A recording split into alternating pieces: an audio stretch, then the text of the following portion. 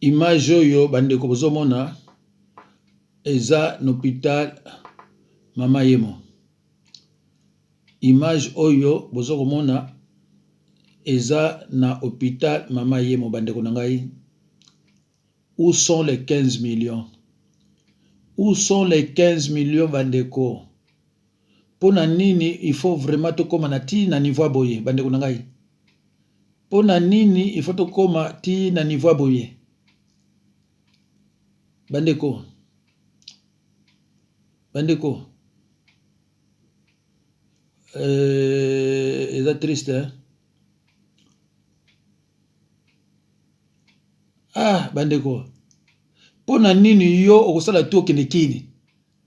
Okeno kufaliwa neti ya docteur Epafrat. Hein? Tala. Bandeko na ngai, tala.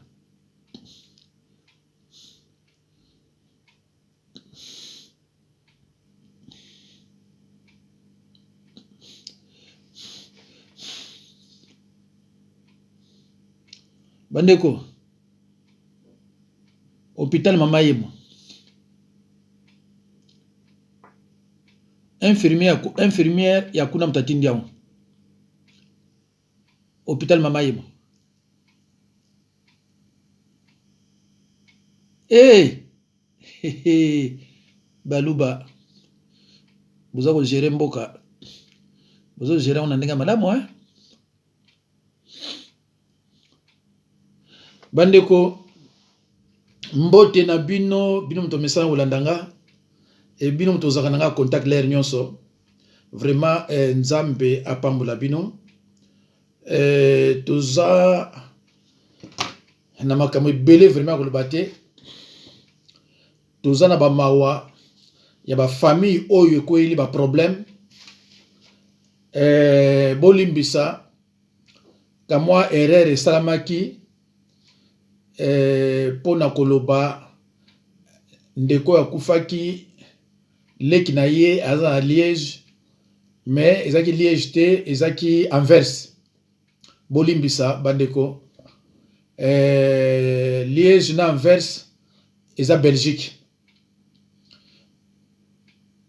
naza na mawa na bango nalinga ekuta nakota en contact na mama wana ponga pe na participer kobondelaka to ko réconforter moral na ye parce que aza na pasi ya kobungisa ndeko pe na mobali eza mawa ezeloko ya esengo te et soki nalobaki yango mpe mpona esengo te mpona to partager bapasi wana biso nyonso mais nzambe apambola ye vraiment apambola ye tokotika ye te bandeko nautaki kozwa dépêche moko pona bato ya Kisasa me moto na bina bomba ye abinanga ke liwa ya ndeko ya camarade ya ndeko Fayulu Hubert ezalaki corona te alobi ezalaki corona te azwaki empoisonné mais bandeko école ça peut possible mais tozela nano mais alobi nanga te azaki na corona te eza likambo kaka kozalaka prudent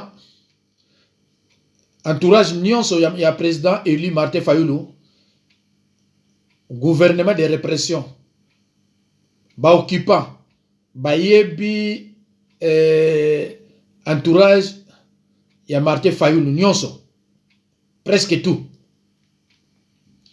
alors nalobaka déjà na président élu Martin Fayulu ke akebaka parce que gouvernement oyo eza en place elukaka ekitisa ye baboma ye ngaza pasteur na Mukongo sino na pasteur na Mukongo ezakama sécurité nalobaka pona kolobaka pamba te parce que tozana besoin ya Martin Fayulu biso ba oyo na bino pe ba obozolanda ngai kaka ba Congo te c'est vrai que les baluba me traitent de tribaliste que naza tribaliste nazokotila Fayulu po Fayulu za Mukongo nga naza wana te nga za mutu oyo na vivaka na vérité Bible na tiango wapi eza kuna ndinanga tangi la bino verset moko ezo parler na vérité mais nanu pe to sukite soko tangi na 3 Jean épître de 3 Jean 3 boko mona kuna ndenge baza koloba pour la vérité peut-être nako bosa na va 2 mais c'est fort possible ezala 2 3 ou bien 3 4 mais eza yangwana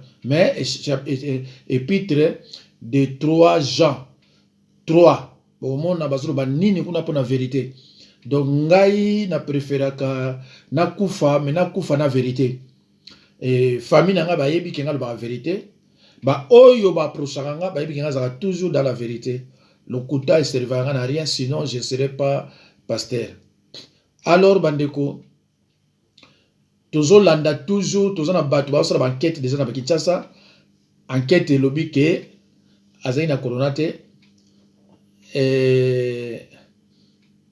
il faut pas kitaka bato oyo bazana yangwana bino ba o boza proche ya président Eli Martin Fayulu il faut ko yebisaka ye soki moto ayebi yete ka brusquement bo komi pembe na ye il faut ko éviter ye ba place nyonso ya kendeke ba infiltration ya laka ti ba chila eloko so melaka masanga ok o meli no pete même mai pe ko melana to melana ndako okoza na mlaino mai na voiture ndenga tambola nango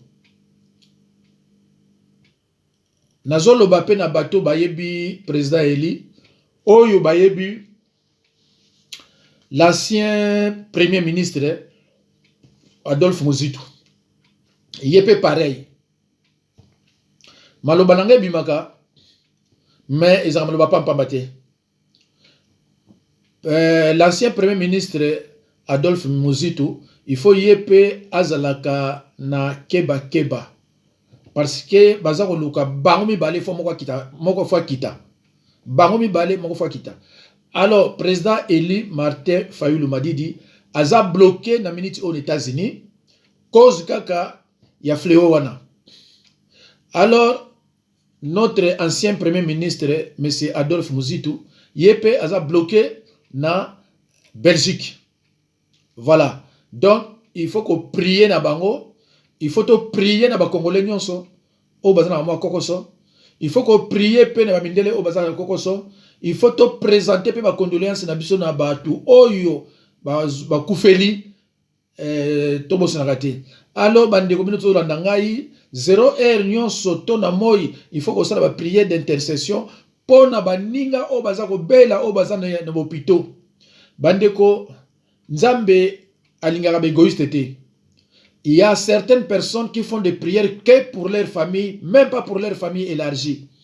Quand la famille na ye nzambe batela ngai nzambe batela bana ngai tout ça et ba mususu basala rapona bana bango pe basuki ne famille élargie. Il y a une nette différence entre la famille restreinte et la famille élargie. Famille restreinte ezali tata mama bana mais famille élargie o ebenga bana mama kulutu bana banani tout ça ba benga bango famille élargie. Donc bandeko et prière d'intercession ezalaka suivi toujours na ba parole de supplication. Il faut supplier l'Éternel. Prière de supplication, c'est prière où ils adressé na batu mususu. Eza prière où ils adressé pour na yote. Eza pour na batu mususu. Soko sala kango ndeko na ngai un jour nzambe pa ko pambola yo parce que ozo lakisa ke oza na amour, oza na oza égoïste te, voilà.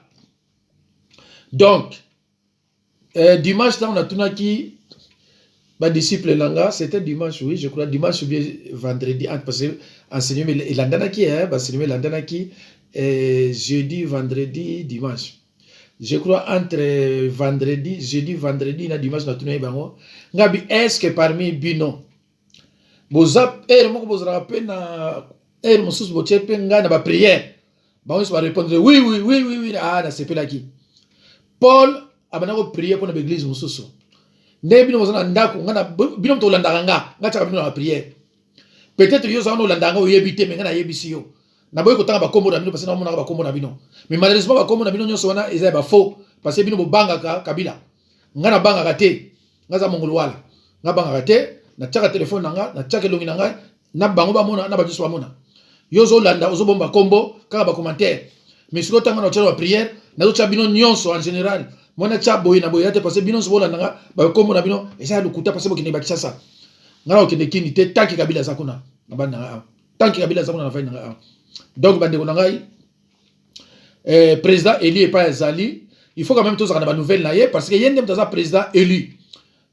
Alors l'ancien premier ministre Adolphe Muzito lukola yepe aza toujours na président élu toko tika pe ete yepe toujours photo chaka na mabondeli tobo sana répéter ne mwanda tsemi homme fort oyo na kati ya terrain ya lobela na kati ya terrain tobo sana ne mwanda tsemi te aza homme fort malgré il y a des gens qui au bazo comprendre yete mais vraiment aza homme fort tant bakangaka yona kendaka a répondaka binoke il était entre le ciel et la terre réponse na yangona les Mwandatsemi qu'on avait tué na Kingakati, c'était un faux Mwandatsemi. Et ce n'était pas le vrai Mwandatsemi, c'était un faux Mwandatsemi. Parce que Kabila Yebike Akufa. Ils étaient surpris tant Yabimaki. Bon Lukate, bon Lukasogeza Lukutate wa solo, mais anne mwana. Alors bandeko, nalingi na Laksabino nani autorité ya nani ya Chilombo, vraiment ils ont pas si yezwe banate, ye akagi ba frontière. Mais tozo mona awa Zoé. Zoé azokende na Afrique du Sud. Bango soki na Kiev Mulumba. Hein? Zelana to kana oyo. Tantine, comment on n'a pas cité? Balien mbongo eza cop. Omoni bandai ko tatone na no aza français, o aza belge, o akomi congolais ya vivre na France. Bandai ko tatone ko azaki na posa mbongo.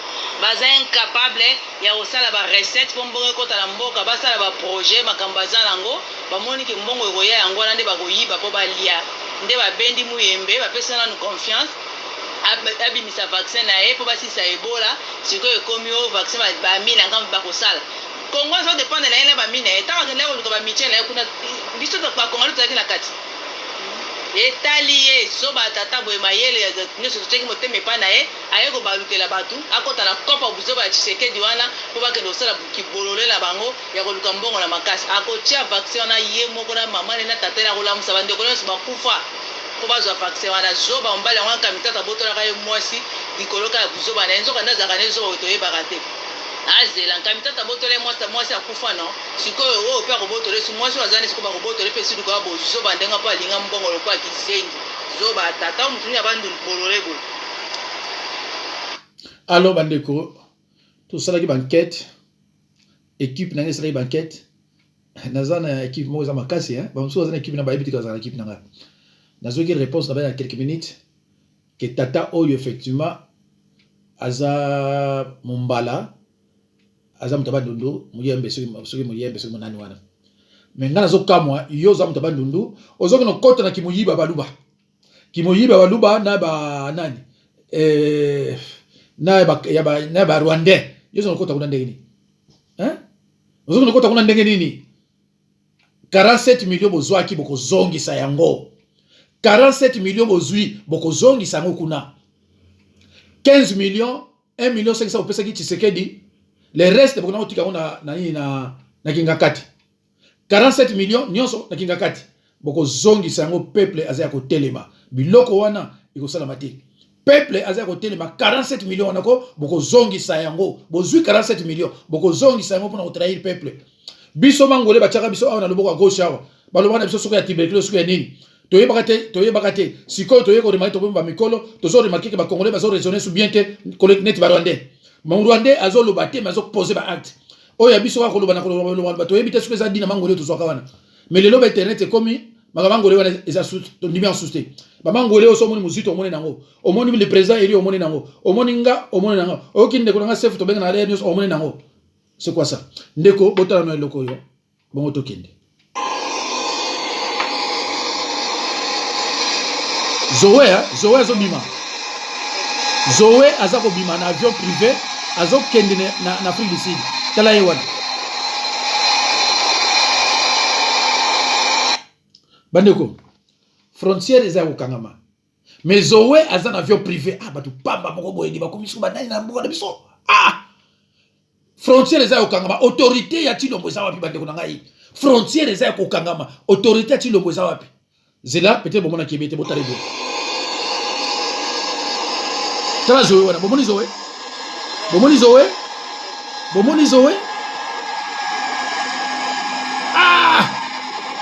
Nzambe bato bana osala bilanga. Bato moko pamba so bazalaki wapi di. Bato moko pamba so bazalaki wapi. Aza lelo yo akomi na ba avion privé. Biso kutu ba voter ya malonga peut-être kutu la kate mais ye avion privé. Ndeko frontière zo kangama. Ye azopima. Azoki na Afrique du Sud. Alors autorité sikoyo ya tilo moza wapi. Baloba balu balikite bato baloba. Toloba te. Balu balikite toloba. Mais tala siko. Makabato zo loba za pona intérêt na bino. Ba auto tin ngelo moko conseil muso mluba ya tilombo auto kufa. Non non vérifier moté mais nazango ana ko la sabino mais na garder mona. Na bengi na beki muso ba se même pas ba paquet ba tala solo za solo. Bande ko ngai. Mais esa mawa. Hein? Esa mawa. Bato moko pamba lelo bakomi bato moko minene na bamboka na biso. Boto kana oyo abongo totani. Loba na nga verité. Pona tuni yo tina lembi bato baza kuloba chilobo. Na tuni yo veste wo ya nani chilobo wanga. Na tuna to veste lato ya nani. Si echi veste waka ble de père. Veste du mouvoile ou kable le pauvre muso veste ou kashiji chilobo. Nga na tuni yo tina lembi. Ata kutoa mubande. Rais soko tikeli mutu bokozi ukomi kukabele na bilamba ya tata nayo. Ezalaka. Chilombo wetu chidi muvu ati le veste waka bile le pere unchingani. Ngana tuni yo Felix na tuni tina le ukuwanga na ndegani. Vesi to penza ngamo kupena jebi yangu tigabi batu bazakulu banandi makete. Sambe na bibeli. Mena tuni yo mbale na mbalobo ilo kufunje zaka buto ya poshi. Buto ya poshi ndenge fundi wana yeza veste ya kabile le pere.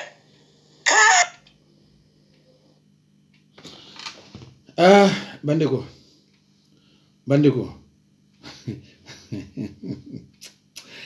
Nzambe. Tolobani ni bandeko. Nazo luka bikama bana oyo ya Kinshasa te totanan oyo. 90 sur 100 présidents, peut-être 90 sont des marionnettes. Il faut que ça cesse. Il faut que les présidents qui ont été élus, choisis par le peuple, prennent les devants et qu'ils ne suivent pas le mimétisme coupable et complice des marionnettes qui siègent à l'Union africaine. Nous voulons être un peuple respecté. On n'a pas besoin de charité, de mendicité. L'Afrique a tout pour s'en sortir. Ça fait 60 ans qu'on nous promet qu'on nous aide. On ne veut pas de cette sorte d'aide. On n'est pas des mendiants. Oui. On a le pouvoir humain, on a l'énergie de matières premières. On peut s'en sortir. Qu'est-ce que vous pensez, Alpha, du discours du président français, Emmanuel Macron? Bandeko, Boyoki. Ndenge bazor loba mena yebite soki batuleti batilombo soki bakoyoka quand même na yebite donc ndenge tozali awa na Kinshasa soko lamuki likamususu soko yebo likamususu mboka mobimba makambo silaka te mboka mobimba makambo isaka mikolo nyonso bandeko na ngai oyo mboka ya ndenge nini bandeko mboka ya ndenge nini mikolo nyonso problème ezali Chilombo azui pouvoir rien ne va. Chilombo a eu pouvoir, rien ne va. Nazo luka eloko moko na Kinshasa bana ayayaya na tiangote vraiment za musika na la kisabino ndenge ba batu na Kinshasa bazane sengote ndenge bazolo baloba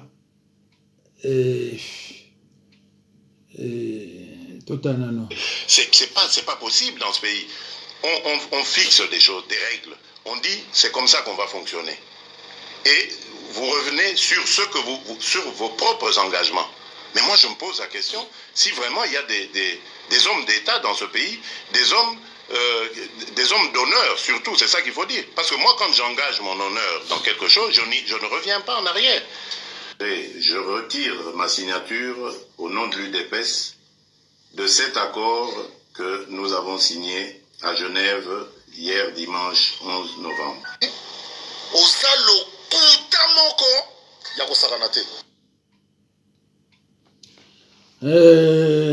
Aza Lokuta. Ah d'accord, so Aza Lokuta.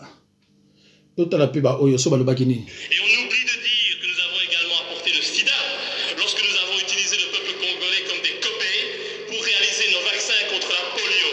Désinformation et hypocrisie une fois de plus. Voilà. Donc, ba utilisaka biso neti bakobai. Bango bazoloba yango, bazochama ina monoko te ke ba utilisaka biso neti bakobai. Alors, yambala oyo tolobi ça suffit. Yambala oyo tolobi ça suffit. Bande ko nangai ezana bato bele babenga po batu nanga soki komela masuba eza recommandé. Ndeko nazali kamakoloba te soki yo moni ke okoki komela yango tokomi na moma moko oyo makambo susu eza biso basali na nzambe te mutoloba. Soki vraiment omoni ke yo okomela masuba eke bayebisi bino ke bato bazobika pona yango monsieur nazali kamuso koloba te. Mais soki omoni ko komela yango te ezaka yo moko. Naza nalikam vraiment ya koloba te. Qui a fabriqué dans son laboratoire le virus de sida et d'Ebola. Vous connaissez qui a fabriqué ce virus et qui l'a amené en Afrique? Ce virus tue des milliers d'Africains. Seigneur Kabeza Mpungu, vous connaissez le vrai responsable? C'est lui-même qui a décimé les peaux rouges. Il veut maintenant décimer les noirs. Seigneur Kabeza Mpungu, Seigneur Kabeza Mpungu, vous êtes le commandant en chef de l'armée céleste. Vous êtes le plus puissant. Faites asseoir par terre ces criminels professionnels qui veulent amener un nouveau vaccin pour tuer les Africains. Seigneur Kabeza Mpungu, vous connaissez de qui je parle. Vous connaissez de qui je parle et vous connaissez de qui je parle. Vous ne m'avez jamais déçu. Mais celui-là, ce grand criminel, ces terroristes et les grandes puissances exagèrent. Il y a question que vous pouvez le faire asseoir par terre. Faites asseoir par terre ces terroristes et les grandes puissances. Seigneur Kabeza Mpungu.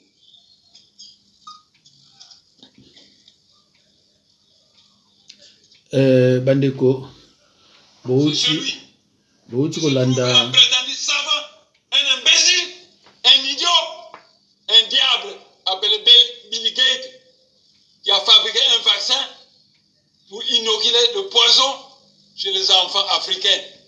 Or, on massacrait le pharaon, le nouveau pharaon d'Afrique. Je ne peux pas permettre qu'on continue à venir sacrifier le peuple africain. Seigneur Kabeza Mpungu, vous savez de qui je parle. Vous savez de qui je parle. Et j'ai entièrement confiance en vous parce que vous ne m'avez jamais déçu. Mais faites asseoir par terre ces criminels de grande puissance, le plus grand terroriste du monde, qui est terroriste.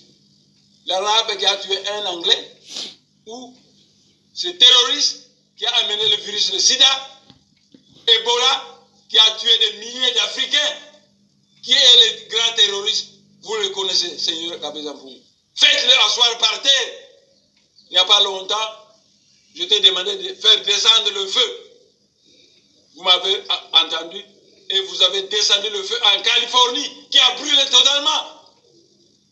Mais Seigneur Kabeza Mpungu, il y a toujours des Bill Gates aux États-Unis. Qu'est-ce qu'ils nous ont fait à ce peuple? Ils nous ont maltraités et ils continuent à nous maltraiter. On veut de nouveau envoyer le vaccin pour inoculer le poison chez l'enfant africain. En tant que nouveau pharaon, je ne peux pas accepter ça. Nous sommes à l'époque du Verseau, l'heure de la réconciliation des races. Je voudrais amener la paix dans le monde. Mais les vrais terroristes, qui sont la cause de toutes les guerres du monde, vous les connaissez. Seigneur, vous les connaissez. Vous les connaissez. Vous les connaissez. Vous les connaissez.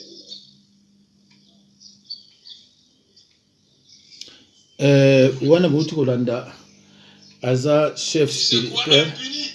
na longoli aza chef spirituel ya Bundu dia Congo. Bandeko mboka oyo ezanga makambo te toyokana ba oyoyo na kelele ezali me toyokana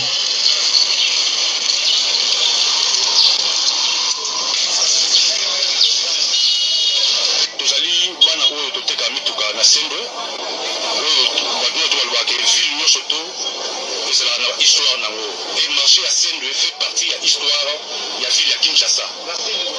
Totekaka mituka et curieusement tomoni ke bayosala batraçage balongola biso na Sendwe po bali basala station ya essence yango wana toyaki epai ya mama Marto alela biso ke nous faisons partie de l'histoire de la ville de Kinshasa, les sites touristiques partout dans Mokili, nous surtout à Porto Balibike, et pas y battre car mituka ou la seconde main, ils ont marché à Sendo. Il y a moi là tu rouler la pétrole les pas Mkonzamboka, ceux qui a réussi que la biso ba naie, à cause de la biso pour le problème au Koili. Ce que biso to comme maman Marthe, pour tous les gens qui ont pour le la bisoté. Tous vraiment plusieurs familles où baza hébergés na musala oyo biso tosalaka vraiment musala biso tosalaka eza koteka mituka na parking ya Sendwe Bukasa oyo eyebani presque na ville ya Kinshasa mbaku na RDC mobimba mutauta wapi na Europe soko wapi azwa koteka mutuka babananaka nao par Sendwe wana nde pa biso tosalaka musala na biso mais subitement toyoki ke bateki yango na motu moko basombi po aya kosala station alors biso sikoyo lokola tozana motu oyo akolobela biso te yango toyaki pa mama Marthe azala molobela biso bo bana bayeba congolais plus ba kinois tozana ba famille oyo bazo vivre wana po azala molobela biso de façon que oyo ali kosala likambo wana ameka kokanisa te aza pe congolais toka toana 10e mérite ou 10 Sendwe tofandi na Sendwe bawa boye baye oyo bateki place oyo ekoma station biso ba misusu debi métier mosusu te tobosinga lisheti te tobimaka ntongo otiki mbetu na yo oye na Sendwe po ozwa mbongo lobilobi ozala motu sikoyo soki Sendwe wana lelo elongo ekomi station batata oyo nyonso na nsima oyo bakokende wapi bakosala nini toyebi métier mosusu te toyeba mama Marthe pa toyebi ye moto akozwela biso solution ekoma ti epai ya numero 1 epa président epa yebi place wana bien ayebi aza mwana mboka afeya bakar wana ngai kutu ngai nalanda eti na nini na école oyo nini na njinga na bosoi na cortège na nga nakoma ti na cortège na jiki na ye boye nga sikoyo lelo nga na place wana na Sendwe nazala te nakende wapi nakoma koluna ngai maloba wana ezali bandeko ndeko mboka mboka makambo esilaka te mboka ndeni mes frères leo likambo susu nyonso wana eza na baplan bakamere ya Kabila kotiaka bato na badistraction lelo likambo ekobota lobi baye na likambo susu lobi kuna bayebo etala siko neti lelo ekomi likambo ya vaccin oyo so eboti kuna soki wana so comprendre te bandeko na ngai mais on parle de maman Marthe. Quelle maman Marthe? Moi ça tu lombo comment ya maman Marthe? Donc bazolo ba maman Marthe oyo moi ça ya Tshisekedi. Ah. Mais enfin na évité peut-être nazo bosana. Mais ce qui vraiment ça maman Marthe oyo ya Tshisekedi. Mais qu'est-ce que maman Marthe a à voir na Bakamboka? Ah mais quel pays? Maman Marthe na Bakamboka problème les a wapi? Balobi bakulu ka maman maman Marthe lobela bango. Oh. Ah oui, j'ai compris. Donc maman Marthe, maman ya Chilombo, akene pas Chilombo. Ah, quel pays bandeko na quel pays. Donc baluki passe à la station essence et ça té. Pas ya la station essence bango moni et ça ka Sendwe. Et pas batata wana babikelaka et pas bazoka mo eloko na bango lia Sendwe. Alors bango baza déterminé faut ba longo na bango ba station essence place. Ah bandeko, bon place muso ezate. Place muso vraiment ezate. Si vous travaillez papa bato, baza na basi, baso baza ba 2 femmes 3 femmes. Parce que na kine za ndengona. Siko yo longo la yo wana akende wapi? Ah bandeko na nga. Chilombo, vraiment Chilombo oyena makambo ebele oyo ezopesa biso pasi yango na air moko vraiment soto fandi oluka mo eloko epesi neti kama koseka namoni bato na kisasa ndenge bazoboya vaccin wana vraiment merci mingi mais nayebi te so ekewa parce nazalaki na yango mais donc nalekisaki yango awa te donc nefasaki yango na brusquement mais namonaki moko awa soki azoloba nini toyoka na moke. C'est vrai, confinement eza parmi des lettres eza fusionnement confinement. Bon, na lengala na koloba ndimbola biso eloko nini la confinement ndimbola kombo ya confinement. Kombo ya confinement eza le roi des pays voisins. Neti Uganda na France bakangana ti. Uganda eza na Afrique, France eza na Europe. Bakangama te papa. Des pays confinement mais confinement confinement. Mais ça les aussi là. Confinement. Mais ça simple, c'est le mot simple, c'est le non confinement là ici. Et ça et le bandaki, et confinement, to confirmer. Non, ba confirmer le ba pesu yango. Donc confirmer ba pesu yango. Donc confinement. Là le créer qui ba pesu yango donc confinement. Donc to confirmer yango, donc ba confirmer que ba yebi yango, ba pesu donc confinement. Va confirmer la pression. Merci beaucoup, papa. Likambote. Bandeko, oyo bokotala eza vidéo numéro 306. Mais na kosenga na bino bandeko, botala pe na ba o balinganga. Numéro 307. Donc, ce que si botala oyo, yeba yango que dans 30 minutes, ozomona 307 na lobeli likambo on a prometaka bino bandeko na ngai na prometaka bino que je vais livrer une dame soi-disant sénatrice à Satan nazako appliquer 1 Corinthiens 5:4-6 nazako appliquer 1 Corinthiens 5:4-6 il y a ingratitude il y a sœur Anika Bote ndenge a blessa bana nzambe na témoignage lokuta pona sataniste oya Bruxelles kobomba ye mena ko sabino pourquoi loko ni to wela ki entre sataniste à Bruxelles na ngai to wela ki loko te mais vérité na ngai bato balingi yango te vérité na ngai bato lokuta balingi yango te alors yango wana bandeko soki botali yango na kosenga na bino botia ba commentaire pe kuna na tanka me ba commentaire na bino bo limbisa parce que na utiliser ba makamususu il faut na bomba o mena lobby yango parce que bon moni ndenge baluba bazo sala ba campagne moko mabe partout ya ko bimisanga